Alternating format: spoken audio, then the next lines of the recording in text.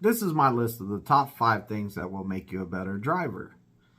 If you want to become a better driver, there's a lot of different things that people will say. Everyone has their own opinion of what a safe driver is, and they have their own reasons why they hold stuff more important than other things. So I compiled my own top 5 list of how to be a safe driver. So number 1 is going to be speed. And this can go into a lot of different topics with speed.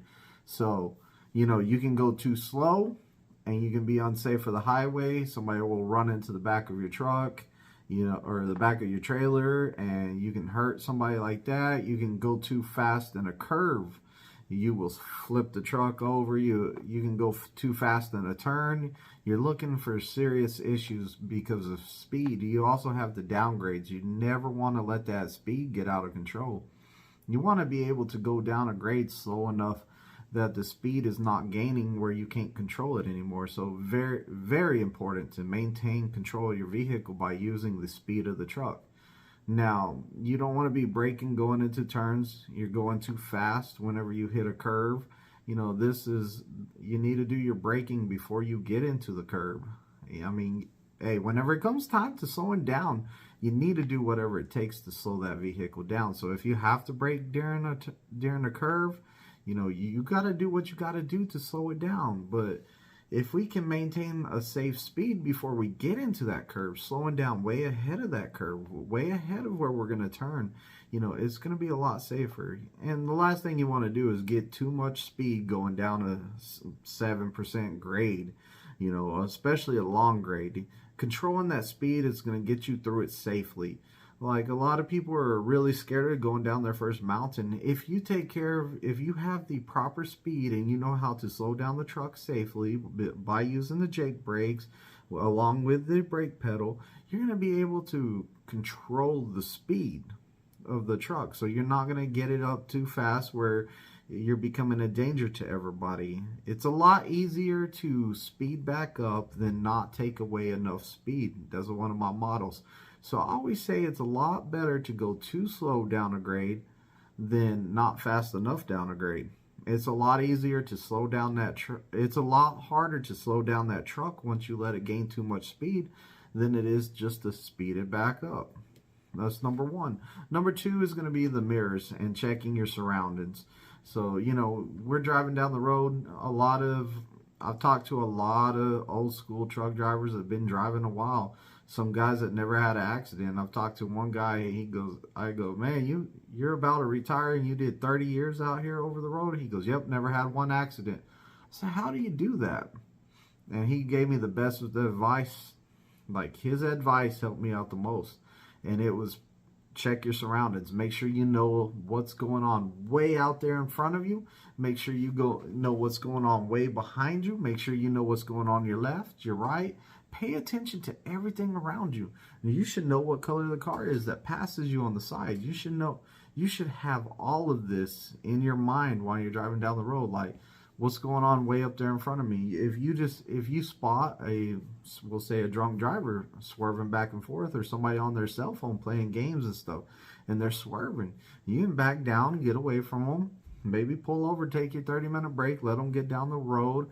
You know, if you need to get law enforcement involved, that's pull over, call law enforcement, let them take care of that. You know, that's some dangerous stuff right there. But really, being aware of your surroundings out there. So you can't go wrong with looking too far ahead of you, and you definitely cannot go wrong by knowing what's beside you, what's behind you. If I need to make a lane change, like say something happens right in front of me and I need to make a lane change, I already know that there's not a car there because I keep checking my mirrors every 5 to 7 seconds, so I know that there's not a car there.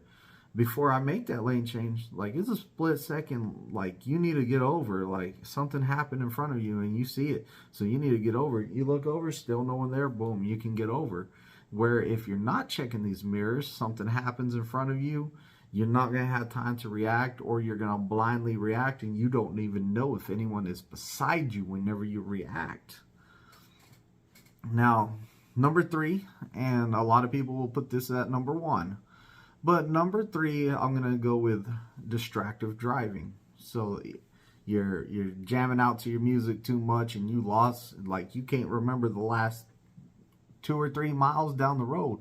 You're all like, oh man, I was singing a song and I got into it, or talking on the phone. Worse than that, in a commercial vehicle, especially, you're playing with people's lives out here. You shouldn't be texting and driving.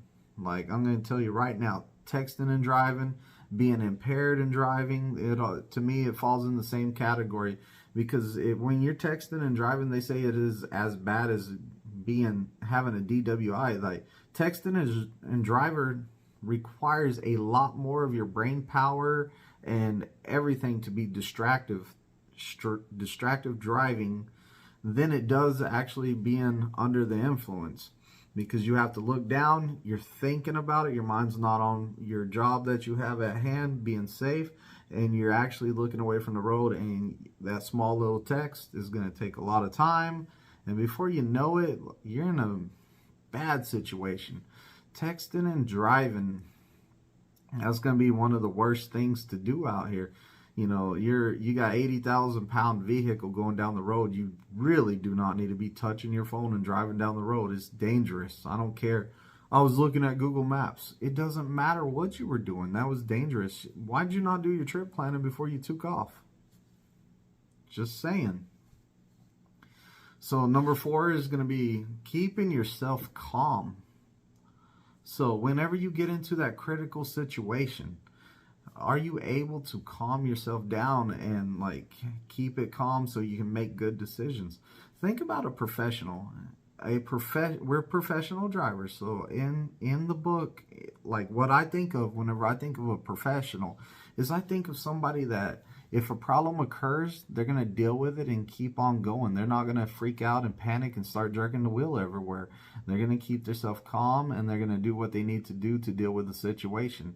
And a lot of times you can save yourself a lot by just keeping yourself calm in a big situation. Like, I've seen a lot of people save themselves for getting into an accident because they kept calm in the situation. Like, a car pulls out in front of you, you can't just panic and smash that gas pedal. You need to keep yourself calm and go straight to the brake and react to it. A lot of people, they get behind these wheels in these semi-trucks, especially like my new students, they're nervous about being in there. So they're not calm. They're like they're jittery, they shake the wheel a whole bunch, and it causes us to swerve and stuff. And I have to be like, hey, you need to chill out, calm down, relax, calm yourself back down. So number 4 is being calm, and the best way I can describe it is your heart's beating fast and you're doing stuff that you normally wouldn't do. If you can calm yourself down, breathe. Oh man, holding your breath, people, that scares me. Like, whenever I have those guys that like to hold their breath whenever they start getting nervous, I'm all like, breathe, dude, breathe. Last thing I needed you to do is pass out behind this wheel or something, man. You scare me when you guys hold y'all's breath. Y'all scare me. Like, I'm telling you, I don't like that. And then number 5 is getting adequate rest. You're driving all day. You got an 11-hour drive clock. You got a 14-hour clock that you can be working, and we're exhausted. Like, we're driving down the road, we're taking our break, we're dealing with shippers, we're dealing with receivers. They're all stretching out our day even further. Especially if you're on a team truck, you're not sleeping well as it is. You needed to have good rest to be behind that wheel. And like I tell a lot of people, I have students call me all the time, and they're all like, man, nighttime driving is the worst. Man, I can't stand nighttime driving. I can't stay awake. My number 1 thing I tell them, are you checking your mirrors enough? Yeah, I'm checking my mirrors enough. Obviously you're not, because I'm telling you, in my experience, and I've drove nights, my experience is the more I'm checking my mirrors and the more I'm watching everything, checking my mirrors, it keeps my blood circulation going, and it keeps me from getting tired because I'm always moving and I'm checking those mirrors going down the road. So to me, you're saying that you're tired, I'm all like, well, move around a lot more. Like, check your mirrors. That'll get you moving around a lot more. It'll get your blood pumping. If not, pull over where it's safe if it's that bad, and take you a nap. Strongly disagree with naps, because I've seen a lot of people get into that routine of taking a nap every day, and they start missing their appointment times, and they start getting themselves in trouble because they're used to taking that nap at the same time every day. You know, but if you need it, I'd rather you pull over and take that nap and miss your delivery time than keep on driving, fall asleep behind the wheel, and flip that truck over, or hurt yourself or hurt somebody else, if not kill them. So rest is super important out here. You guys, that's my five driving tips. Like, comment, and subscribe. If you have any tips that you want me to hit up next time, leave them in the comments, or if you have any other ideals to make a safer driver, drop it down there in the comments. Like, comment, and subscribe. Thank you for watching, and click on the next video to watch my current video that's out.